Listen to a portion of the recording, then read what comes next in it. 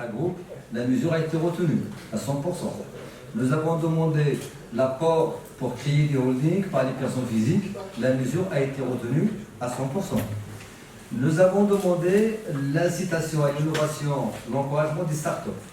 L'investissement dans les startups a été augmenté de 200 000 à 500 milliards. Nous avons voulu mettre un abattement supplémentaire de 20% pour la recherche et le développement, ça n'a pas été retenu. Nous avons l'engagement qui sera retenu dans le cadre de la charte de l'investissement. Et l'engagement a été pris devant la Commission des finances par le ministère des Finances. Nous avons demandé de renforcer la capitalisation de l'entreprise. C'est un point sur lequel nous n'avons pas eu gain de cause. Rien n'a été fait sur ce point. Donc quand j'ai parlé tout à l'heure 8 sur 10, c'est celui-là. Nous avons demandé le pouvoir d'achat, de renforcer le pouvoir d'achat de la classe moyenne. C'est le deuxième point qui n'a pas été retenu.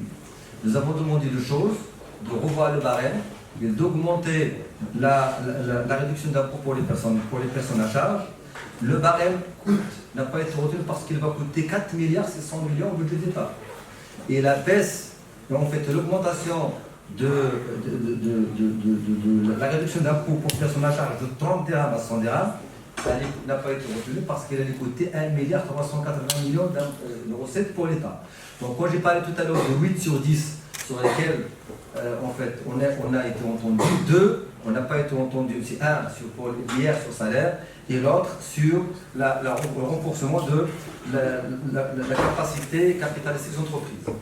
Nous avons demandé la neutralité de la TVA et la tendance vers le taux 0, 20 et 10. C'est un processus qui a été enclenché. La réforme est entamée. Et par exemple, nous avons aussi, pour la voiture économique, l'augmentation à 14%, et ça a été, on a maintenu les 7%.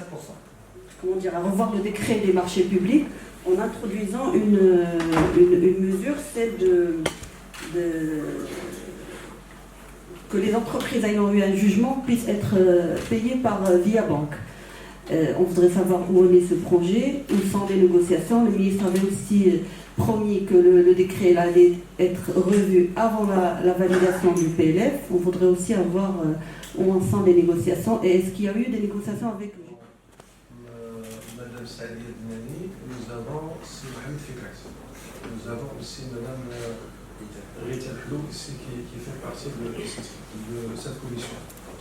Par ailleurs, la CGM a tenu le 21 novembre dernier, avec l'ensemble des administrateurs, un workshop pour qu'elle réfléchisse sur sa contribution à ce nouveau mode de développement économique et social de notre pays. Donc, nous avons tenu cette réunion le 21 novembre au Hayat Agency avec les administrateurs. Et cette rencontre de brainstorming a été marquée par la tenue de plusieurs ateliers qui ont abouti à une liste de mesures concrètes qui vont compléter un travail qui a été déjà initié depuis pratiquement plusieurs mois par l'ex-président César Benzoua. Donc nous sommes en train un peu de finaliser tout ce travail et on pense donc de finaliser d'ici fin de l'année et de proposer début de l'année prochaine, Inch'Allah, comme notre contribution en tant que CGM par rapport à ce projet de développement, de nouveau modèle de développement économique et social de notre pays. Voilà, le travail est en cours. Il y a beaucoup d'actions qui sont sorties de ces ateliers qu'on a tenus le 21 novembre. Et donc il y a un groupe de travail qui est en train de finaliser tout ce travail. Inch'Allah, j'espère que pendant l'Assemblée générale, qu'on aura le 22 janvier, on présentera officiellement le document. Mais auparavant, on va s'efforcer pour le présenter à la Commission en attendant. Comme vous posez avec la loi des finances, et quels sont les axes majeurs sur lesquels en fait, le patronat voudrait que la commission spéciale sur le gouvernement puisse trancher? Immédiatement, la voix de la CGM se fait à travers les instances de la CGM. Bien entendu, nous sommes dans une ère où le traitement de l'information se fait au gré des inspirations.